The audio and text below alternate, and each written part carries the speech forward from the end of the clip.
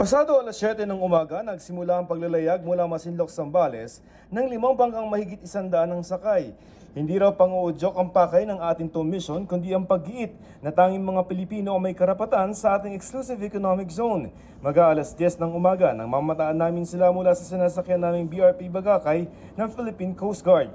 Namigay sila ng mga gasolina at grocery items sa mga mangingisda at naglagay ng 12 boya. Ilang kilometro ang layo nito mula sa Masinloc sa Zambales at dito naglagay yung grupong Atinto ng mga boya na may nakalagay na Atinto. Ayon sa grupo, ito ay simbolikong pagpapakita na ang bahaging ito ng ating karagatan ay sa Pilipinas at para sa Pilipino. Sa puntong ito, wala pa kaming namataang China Coast Guard. Pero sa ere, ang Cessna Caravan aircraft na kasama sa mga nagmamasid na taga-PCG, nakita na ang mga barko ng China habang papalapit sa Panatag Shoal. 19 na Chinese vessel ang naroon bago pa man makarating ang grupong atin ito. 3 China Coast Guard vessel ang nakapwesto sa silangan, may 2 pang mas malapit.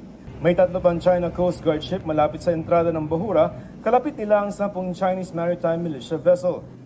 May nakita ring Chinese warship 27 nautical miles mula sa silangan-hilagang silangan ng Panatag Shoal. 2 floating barriers din ang makikita sa entrada ng Panatag. They really want to intimidate the civil society. No? Iniisip nila the more vessels that they deploy, it will threaten ang mga ganitong initiative ng civilian groups. Alam naman natin na ini-intimidate tayo ng China. Patuloy, imagine sa harap ng mga wooden fishing vessels ay mga militia at Coast Guard ang hiharap niya. Very disproportionate. Sisiguraduhin pa rin natin na safe pa rin ang ating mission. Habang papalapit ang eroplano ng PCG sa Panatag, doon na nagsimula ang mga radio challenge.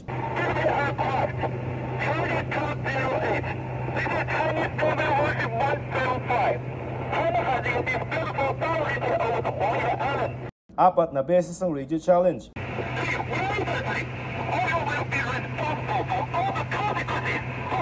Our Coast Guard pilot also challenged the PLA Navy warship for more than 5 times. Bandang alas 6 ng gabi, kita na rin namin ang mga barko ng China sa Panatag.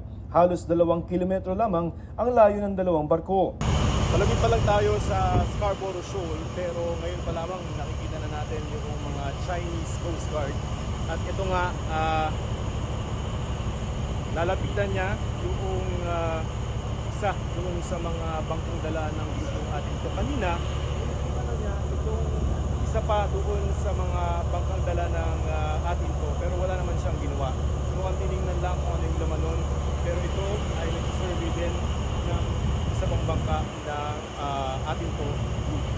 Sa kabuuan, 3 barko ng CCG ang namataan ng grupong Atinto, pero tuloy ang paglalayag papanatag. Nagpalitan din ng radio challenges ang CCG at PCG. Philippine Coast Guard, BRP Bagakay, MRRV 4410. We are proceeding to our planned route. Request to stay clear from our passage in accordance with the collision regulations. Ang Chinese Foreign Ministry muling iginiit ang kanilang soberanya sa Panatag Shoal na tinatawag nilang Huangyan Island. May goodwill arrangements daw ang China noong 2016 para makapangisda ang maliliit na bangka ng Pilipinas malapit doon. Kundi raw susunod ang Pilipinas sa pagtatanggol daw ng China ang kanilang karapatan. Bukod sa Panatag Shoal, pinostehan na rin ng halos 40 barko ng China ang Skoda o Sabina Shoal. Nagpadala na roon ng barkong pandigma ang Philippine Navy. 1 buwan na rin hindi tinatanggal doon ng PCG ang pinakamalaki nilang barko para pigilan ng China na gumawa roon ng isla. Kamakailan na diskubre malapit sa Skoda ang durug-durug na coral na pinaniniwala ang simula ng paggawa ng China ng artificial island. At ang umano'y Chinese divers na galing sa 3 research vessels ng China na tila sinusuri na ang parteng yun ng dagat. Right now, it is the flashpoint because yun nga, doon natin nakita yung China na mag-uumpisa na mag-dredge, no? Mag-create ng artificial islands.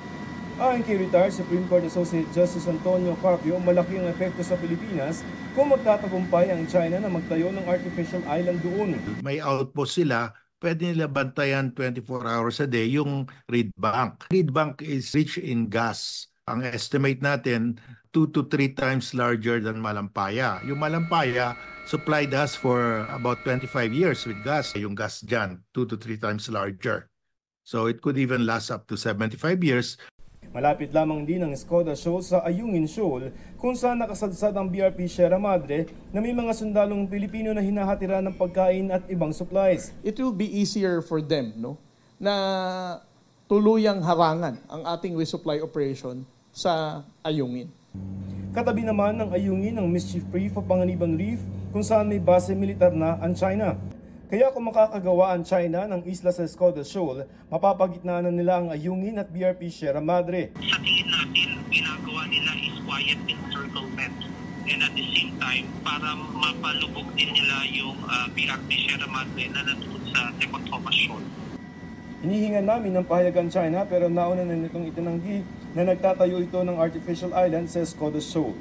Para sa GMA Integrated News, Joseph Morong ang inyong saksi. Mga kapuso, sama-sama tayong maging saksi. Mag-subscribe sa GMA Integrated News sa YouTube at para sa mga kapuso abroad, samahan niyo kami sa GMA Pinoy TV at sa www.gmanews.tv.